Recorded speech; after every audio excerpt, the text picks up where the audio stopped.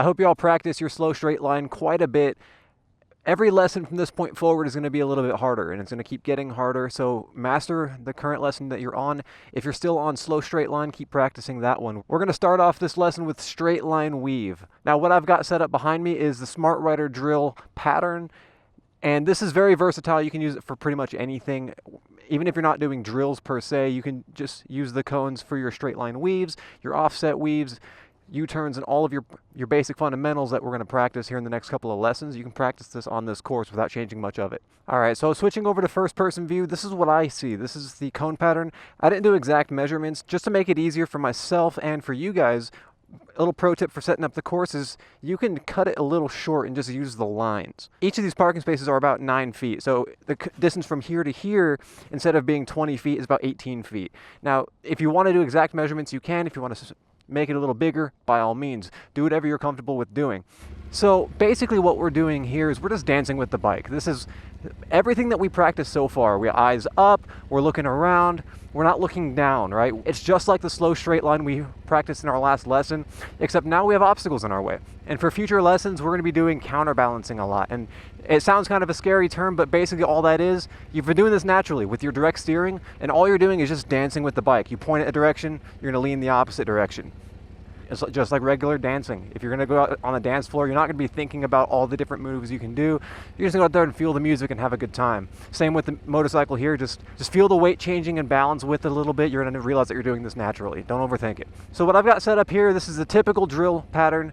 Now all I'm gonna do is just go straight, and I'm as straight as possible, but I'm gonna avoid these 2 cones that are in front of me, and I'm gonna exit out that finish line. Slow and go, clutch friction zone, pick my feet up as soon as possible, and we're just going to direct steer around these 2 cones.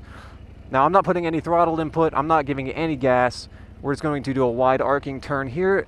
You know, it's whatever you're comfortable with. If you feel like you can do U-turns, do those. If you want to just stop your bike and walk it around, that's perfectly fine too. Just be comfortable with it. Now that I'm stopped here, I got my brake, I got my clutch, I'm identifying these things beforehand. My eyes are going to be up. What we're going to do is just find that friction zone, same as the slow straight line, and all we're doing now is avoiding obstacles. So we're going to get it going, pick my feet up, and using my peripheral vision, I'm looking up, but my peripherals are seeing the cones past me. That's all I'm doing. You've got 2 spotlights in your vision. You got your direct focus vision, and then your secondary spotlight that goes around. So if you focus on the bush right in front of you, you can use secondary focus where you're not directly looking at it, but you can focus your attention to what your peripheral is seeing. My peripheral is focusing on the cones, where my direct vision, my line of sight, is focused upwards so that I can see where I'm going. So I'm going to be looking straight ahead. I'm looking at the yellow bushes, the green and yellow bushes in front of me. I'm going to come off my clutch, and my peripherals are looking at the cones. So I'm going to know that I can turn right, directly steer a little bit left, and I'm looking straight. And I've already dodged the cones, and I wasn't even trying. I didn't even look. Now this is going to take practice. If you hit a cone, that's fine. We're not here to race the clock. We're not here to get this right on the first try. If you hit a cone, that's totally fine. It's not going to screw you up that bad. Slow and smooth, and we're just dodging cones. You can be out here longer than you think you need to, but you're really just trying to get the fundamentals down. Fundamentals being eyes up, peripherals looking at your objects that you're trying to avoid, and we're just going as straight as possible without hitting the cones. And that's going to teach you, especially if you don't give it any throttle.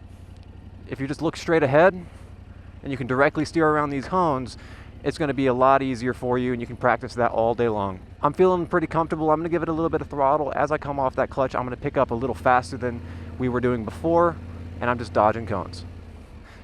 Go ahead and practice that one as much as you need to.